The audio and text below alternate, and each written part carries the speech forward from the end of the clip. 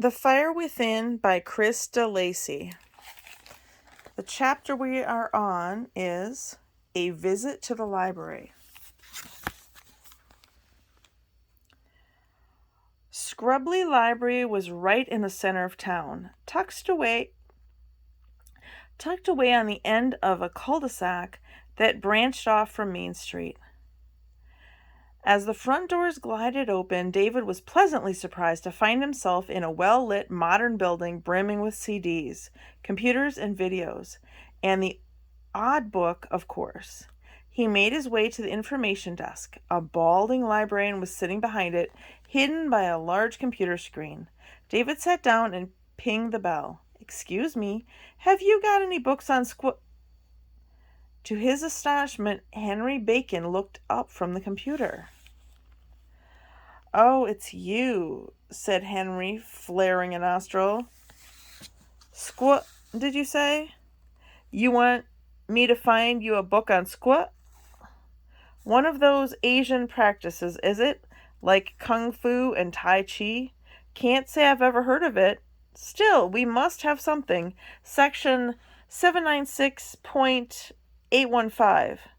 Up the stairs, sharp left. Next. Wait, you don't understand, said David. When I said squat, I hadn't finished my sentence. Henry frowned and sat back on his chair. This is a very busy library, son. I hope you're not trying to waste my time. I was a little surprised to see you here, that's all. Mr. Bacon said, I work here. You fool. Now get to the point. There's someone waiting. David looked over his shoulder. A young woman with a toddler was standing behind him. When I said squat, what I was trying to ask was, do you possibly find me a book on... Squid, said Henry Bacon, beginning to understand. You want a book on squid? David shook his head. Squash? No. Squeakers? No. Squints? Squatters? Squaws? Squeegees? Squales? Squirmy things? Squeezing machines? Squirrels! David shouted. Shh! Went someone in a nearby table. David slapped a hand to his face. Squirrels, Mr. Bacon hissed, a disapproving tone in his gravelly voice. Gray ones, please, David said pointedly. Mr. Bacon's faint mustache twitched. It's for Lucy. She's doing a project for school. Mr. Bacon straightened the cuffs of his shirt. He tapped the word squirrel into his computer. He was waiting for the search to complete. He leaned sideways and whispered, See any more of that rat? What rat? Said David, not connecting at first. The one in my garden, you idiot. David's mouth fell open slightly. Oh, that rat, he said, remembering his fib by the pest control van. No. Henry pursed his lips. Doesn't matter. I'm on the case anyway. Tell Mrs. P there's nothing to worry about. The computer beeped, drawing Henry's attention. We appear to have a book called The World of Squirrels by A.N. Utter. Great, said David. What do you mean you're on the case? But it's out, said Henry. We also have Squirrels and Their Habitats by G.S. Forage. Good, that'll do. On the case of what?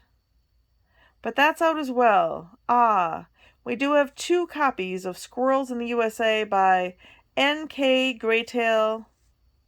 Point me to the shelf, David said tiredly. Unfortunately, said Mr. Bacon, sighed, they're both in our other branch. In Wiggly. David groaned and banged his head on the desk. Mr. Bacon grimaced. He removed a hanky from his jacket pocket and flicked it over the laminated surface.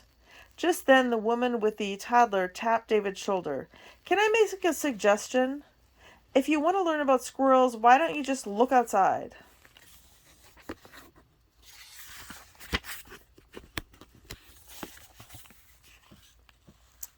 David glanced through the plate glass windows at the traffic rolling down the street.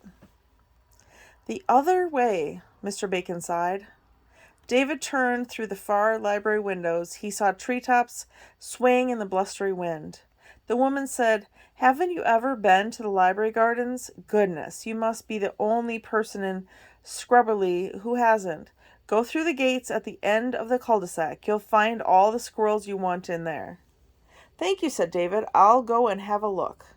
He stood up. The woman took his seat. "Mr. Bacon," he said, looking back. "What do you mean Mrs. P's got nothing to worry about?" But Henry was immersed in his computer once more. David drummed his fingers and turned away. He had the feeling Mr. Bacon was plotting something, though what precisely he couldn't say. All he knew was he exited the library. Was that something cold had touched him inside? Oddly, he thought about his dragon then, Gadzooks, sitting on the windowsill at home, a spiky silhouette against the rain-splattered glass. And in that moment something peculiar happened.